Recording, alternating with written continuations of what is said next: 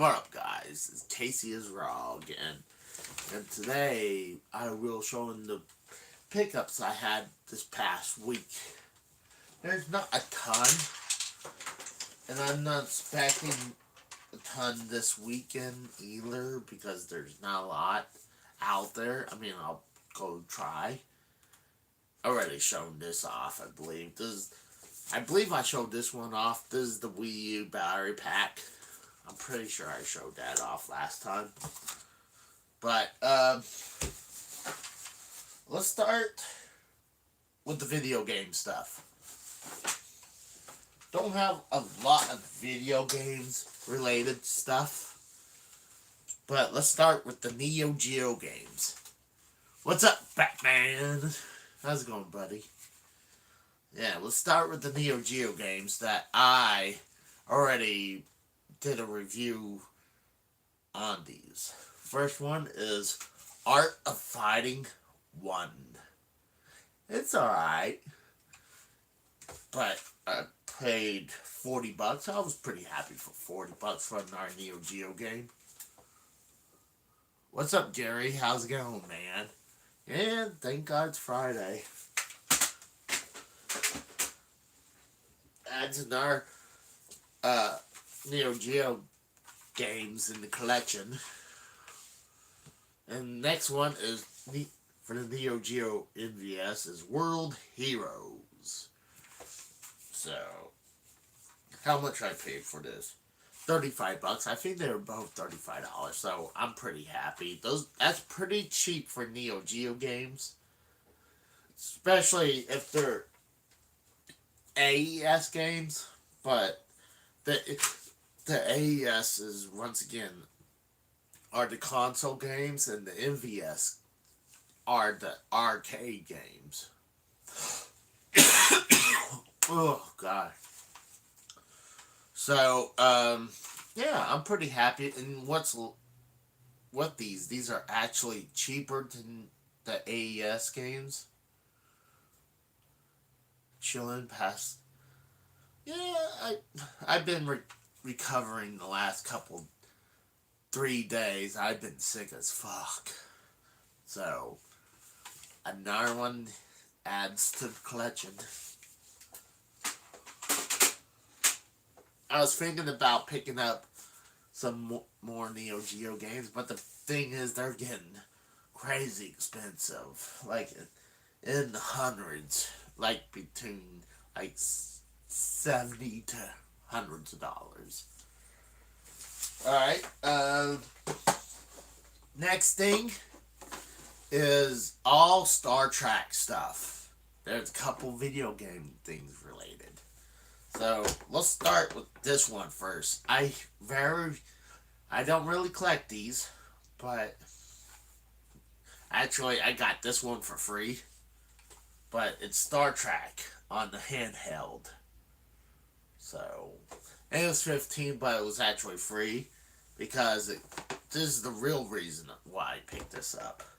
So, I'm pretty happy about that. So, this is Star Trek Phaser Strike for the Microvision.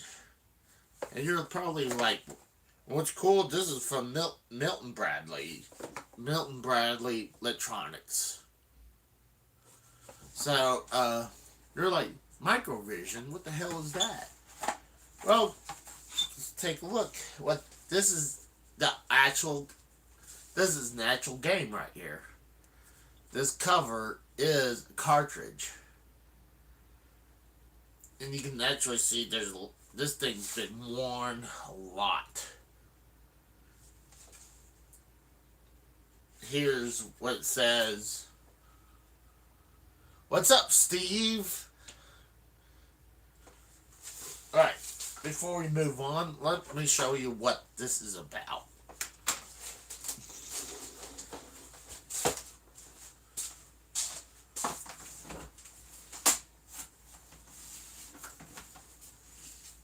Oh shit, this thing is a lot bigger than I remembered. What's cool, I bought this thing apparently for $10. This is the Microvision. Let's see what...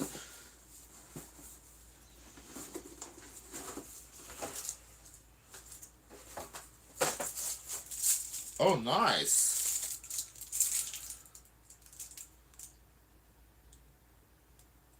I guess this is the actual card box that had the Microvision.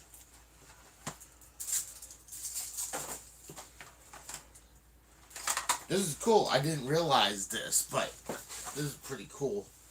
So, actually, I got several of the Microvision games. This is Blockbuster.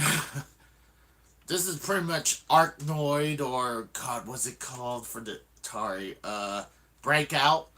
It's that where you shoot the ball up against, it breaks the blocks. So, and this is, like I said, this is the actual the game. And this is the console unit, handheld unit. So, and the Microvision was actually the first interchangeable handheld that ever first came out. I mean, you had the other ones, like Tiger was doing that, but the Microvision was the first one that actually had interchangeable cartridge. So, let's see what else came in. Yeah, this one also came with Connect 4. And you can see the little grid on there.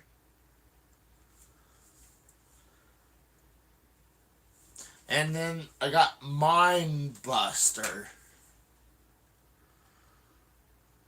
So, you know, I'm hoping, see if I can get one of these going, man. And actually what I'm going to do, because what's cool, Microvision actually, mine not only has the card that apparently came with it, this one came with an extra box for the Mind Buster.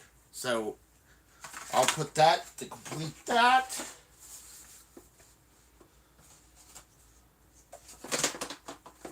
So, and then put these back together.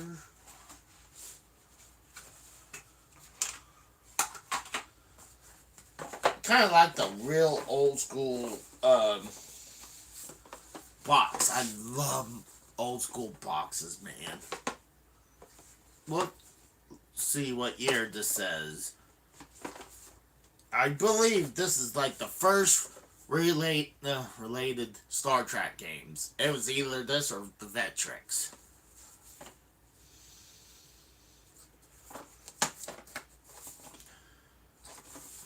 Trying to look for a date.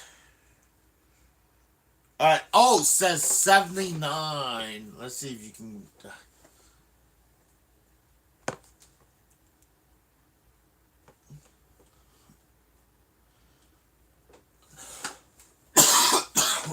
But I'm happy about that. That goes these two into the collection. And then, yeah, you slip this guy in here, and bam, Bob's your uncle.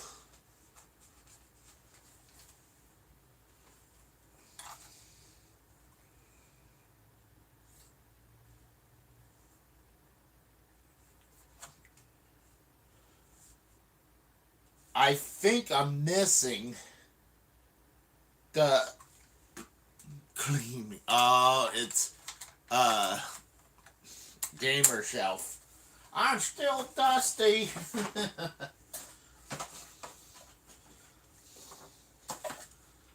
What's up, gamer shelf? I'm actually happy about it. And I don't remember You're Crooked. I don't even remember this box being that big. You're crooked?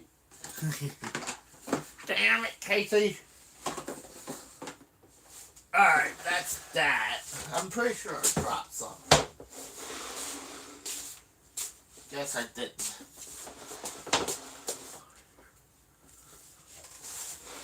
Nope. No, I'm not going to jail for Betty White. Alright. More cool. Now we're getting into the Star Trek toys. First is the phaser. And this was made in 78. Look, right there. 78. So, yeah, it's cool. It got the cool Star Trek logo right there. Hopefully. So, I thought seeing this for $8 in the original boxing, I had to get it. Then, I picked up another phaser for $2, still in its card. For $2. Mellow! What's up, Mellow Yellow? What's up, bro? So, it's awesome they still had this at vintage stock. That was shocking to see this go for this cheap. Oh, it's Costanza. Oh, I agree about that.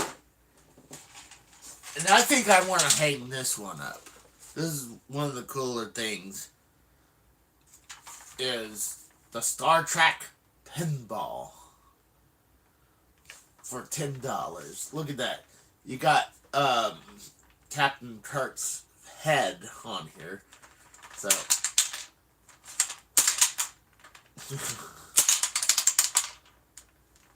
my sandwich order was never fixed. So I thought this was pretty cool right here. Yeah, seems like the spring still works. Well, the one the ball's got.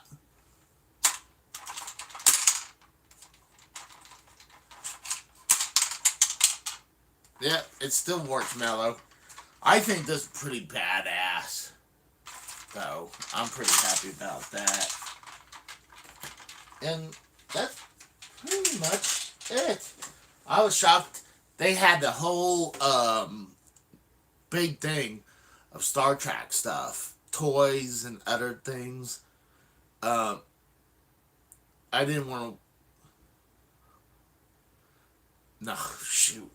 You figure this shit should be worth a bunch of money now. Why would 10 years make a big difference? It should be worth money now, not 10 years from now. I mean, and I don't collect toys. Oh, my, okay.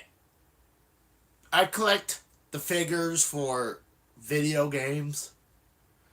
I had to stop myself because I do collect the figures for video games. But as other toys, I don't collect that stuff.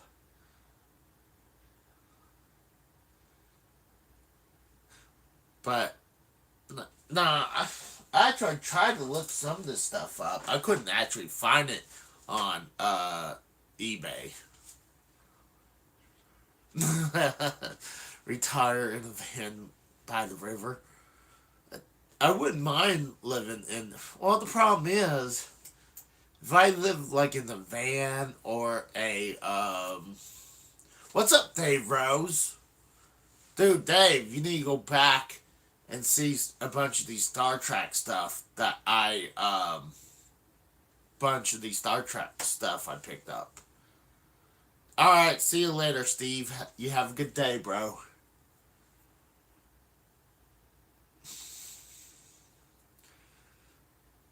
But, yeah, I'm pretty happy with what I picked up. I probably should have waited. Fitness in game. We do it. Yeah, pretty much. I totally agree. I mean, that's what I mean. I enjoy going around and looking for the games at. I mean, when I was in Pennsylvania, I really loved going to the flea markets. There were a hell of a lot of flea markets in Pennsylvania. I found a bunch of great stuff in Pennsylvania. Here, there's one good flea market, and it's inside a store. But as where I get a bunch of this shit is mainly the vintage stocks and my local game store. And lately, my local game store's been the one that's been getting me a bunch of money. Well, the thing about that, Costanza, one, the game is a certain version of Mario Brothers. There's a sticker seal that, like, the first Mario Brothers that came out in America, that I think came out 85, 86, that came out in New York and probably in San Francisco, those are worth money. If that still had the, it's still sealed. And then if you get it graded, apparently if you get it graded, it's worth you more. But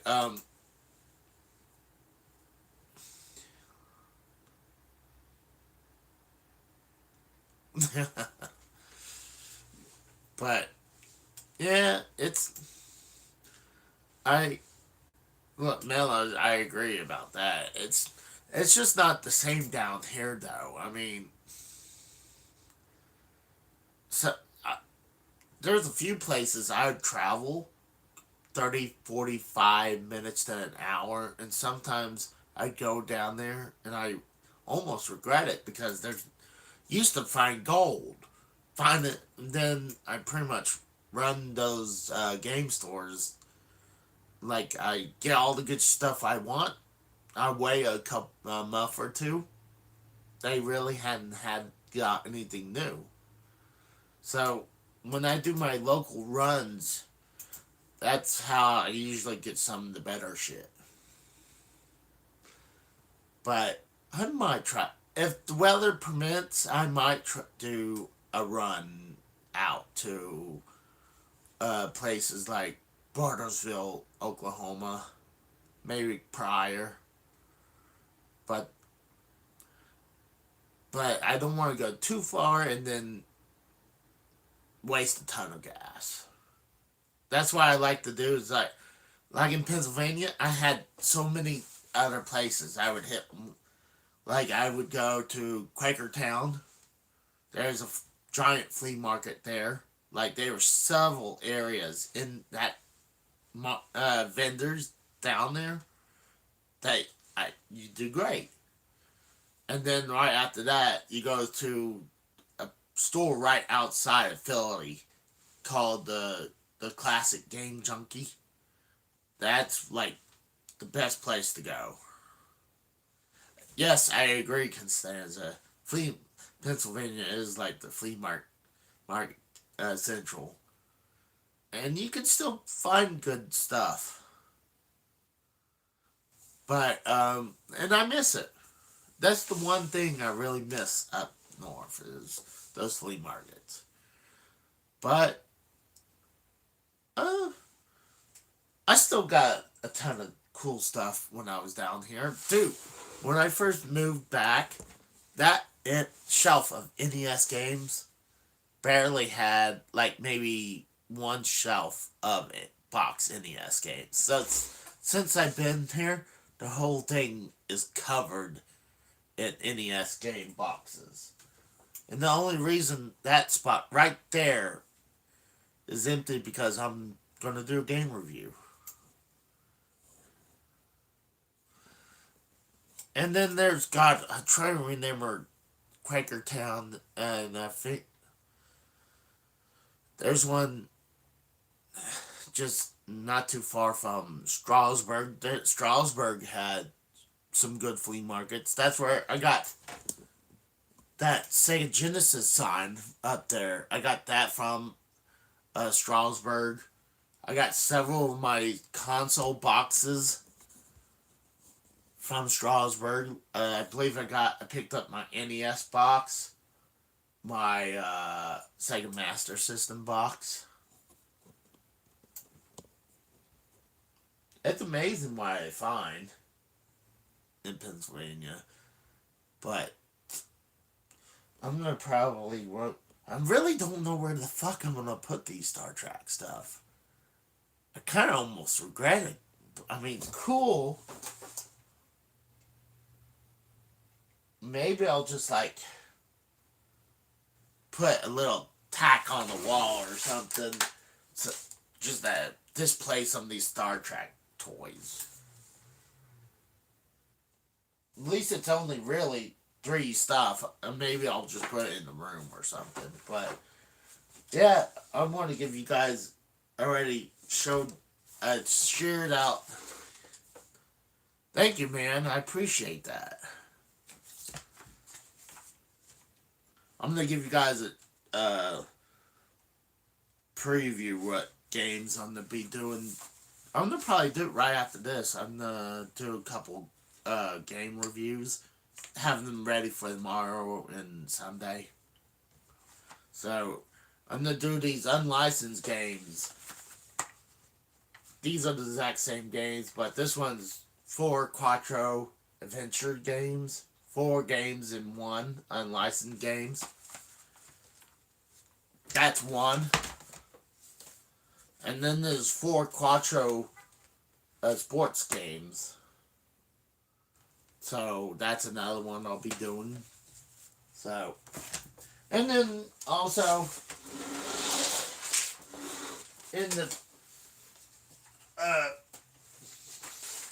I'm glad I did not pick this up at the game store today, but oh, interesting.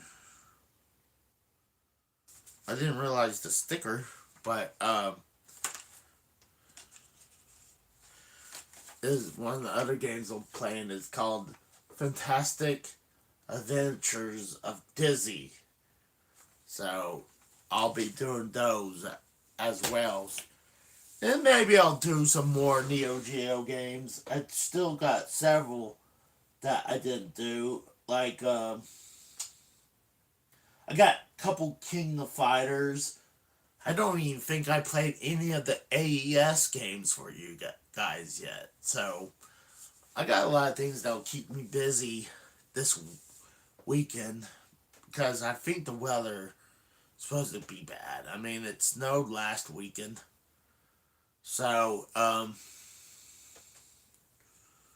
Oaks. Talk about Oaks. That's where, the game convention. That's too many games. I've been to 3 of them. To too many games. And that usually comes about June, I believe. Highly suggest that. If you're in the area, go to Too Many Games. The awesome place. You don't need to go to all 3 days. You only need to go there once. Because you can look around, see all the YouTubers, the bigger ones, and then also you can go to, go look at video games. Usually when I do those, when I'm up there, I try to save a few weeks of money. Go up there, spend $300-$400, maybe even $5, but mainly 3 or 4. But because there's some stuff you'll never come across in the wild. So yeah. But I think one of the cooler things that I showed this weekend is definitely the Star Trek phaser strike for my microvision. So I should see if I can get this thing working, and then maybe somehow do a review on it. But I don't know. It's notorious. In the jungle. Mellow.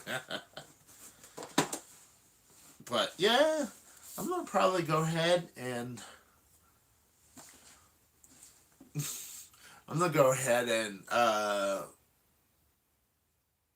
probably eat or go ahead and start doing some of these reviews. So I appreciate you guys coming by. Ask people to give me a social. You guys have a good day, and I'll talk to you guys later. You guys, and you know what? I might play some Fortnite too. Fortnite. I'm thinking about playing some Fortnite. Alright, yeah, I think that wins. I think I'm gonna play some Fortnite. I'll see you later, Mello. You have a good day, bro. Yeah, I'm gonna go play some Fortnite. And then later on, I'll start doing these game reviews. So, I'll see you guys in a little bit.